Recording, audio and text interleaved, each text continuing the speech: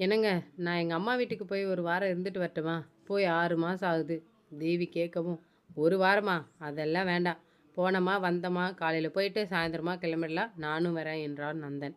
ஏங்க, பொண்ணுங்களுக்கு எவ்வளோ வயசானாலும் தாய் வீடுங்கன்றது சொர்க்கம் மாதிரிங்க. நீங்க ஏன் அனுப்பவே மாட்டேன்றீங்க? அனுப்பினாலும் உடனே வந்துடுன்னு சொல்றீங்க.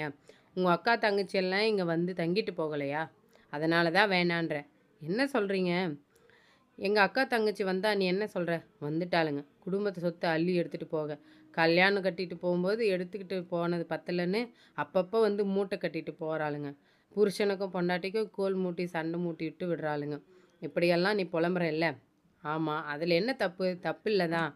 நீ இங்க என் அக்கா, தங்கச்சி சொல்ற மாதிரி தானே அங்க உங்க அண்ணி உன்ன பத்தி அவ புருஷன்கிட்ட புலம்பலாம்.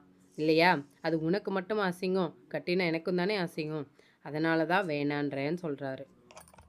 இங்க பார்த்தீங்கன்னா, தன்வினையே